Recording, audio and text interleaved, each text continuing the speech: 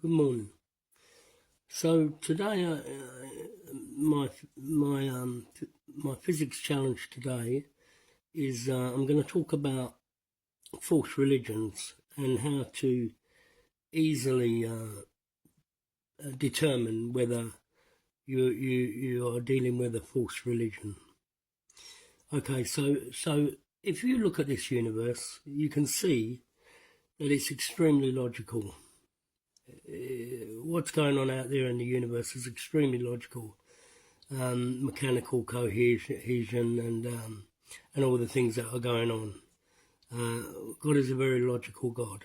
So if God, let me put it this way, if God is a very logical God, then what is God himself? Logic, right? He's made of logic. He's a logical God, so therefore he is logic. That's what he is. And because he's a logical God, he does things all the time logically. Even if you don't, on a human level, understand what he's actually doing or what he's intending to do, he's at the end of the day, he's a very logical God. So if he's a logical God, he's made of logic. So this is how we can easily identify these false religions. Now, let me explain something to you. Let's talk about two of the most famous religions out there, and that is the Holy Bible and the Quran. Allah. Jesus and Allah, yeah? Now let's talk about these two gods, like they say they're gods, okay? So Jesus basically is talking about turning water into wine. Is that how logical is that? Really, walking on water, turning fish and loaves into enough to feed 5,000 and all this. How is that logical? It's not logical. It's completely bizarre. It's completely ridiculous. So because it's not logical, it didn't come from God, did it? Does that make sense? It didn't come from God, because God's very logical. God's not illogical, he's logical. So, okay, so let's look at the Quran then. So in the Quran, it talks about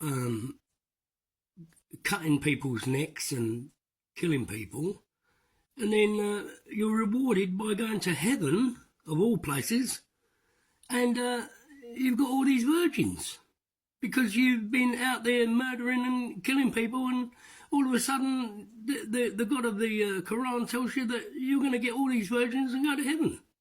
Well, how logical is that? Is it logical? No, I told you, God's a logical God. So this is how you can determine the difference between a false God and a real God. God is very logical, mate. And if God catches up with these people that have been doing all these things, God's not going to reward them by putting them in heaven. No, they go to hell. You see my point? So, God is a very logical God. And why would God reward the wicked with heaven? And why would he put the wicked in heaven? And why would he put the good, honest people and the nice people, why would he put them in hell? It's illogical. God's a logical God. And, so that's the way you can work out very quickly if you're dealing with a false religion, a false God, or a real God, because a real God is an extremely logical God, and he doesn't make these bizarre assumptions of walking on water and rewarding the wicked with heaven, and he doesn't do that. He's a logical God. You see where I'm coming from? Okay, so okay, let's understand this logic a little bit better.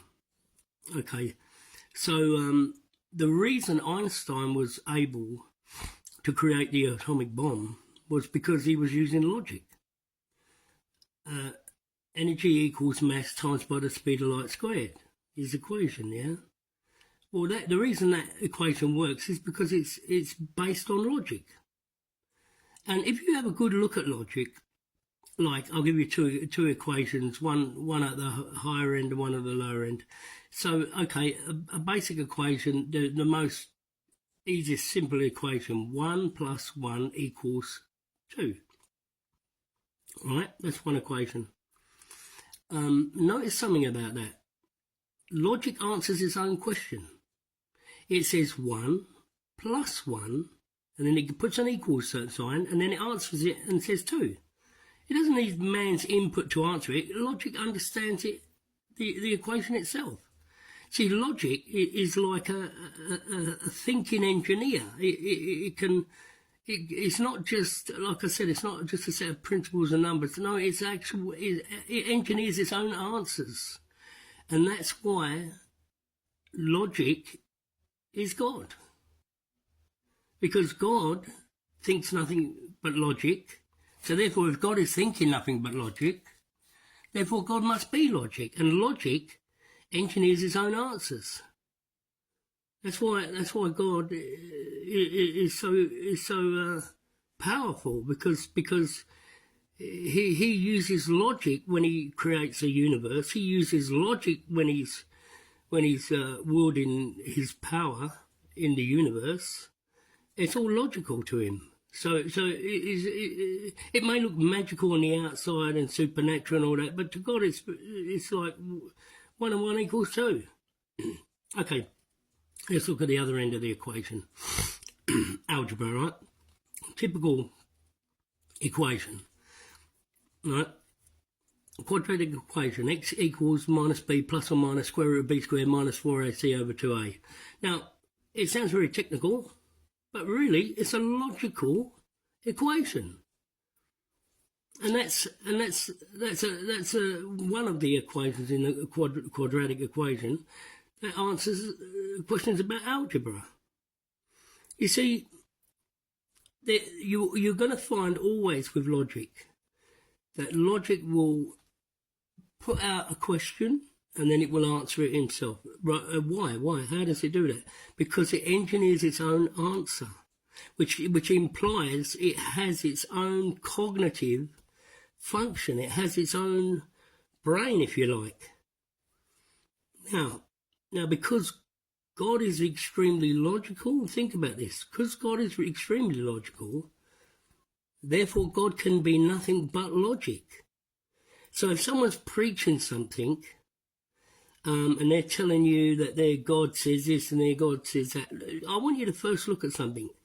Is what they're saying rational and practical and logical? Because if it's not, you're not dealing with God at all. You're not dealing with God at all, because God is extremely logical. And in this universe, God would be able to do nothing if he wasn't using logic. Because, building universes and controlling this and controlling that, earthquakes and thunder and lightning and all these things have to be done in a logical set of principles and rules of logic. And if they're not done properly, God can't wield his power as God Almighty. He can't do his job. So I hope that answers a lot of your questions about false religions, and I'm going to name this video False Religions. So thank you for listening, and I'll speak to you soon with the next video. Any questions you've got, send them in and I'll answer them. Okay, thank you very much. Bye-bye.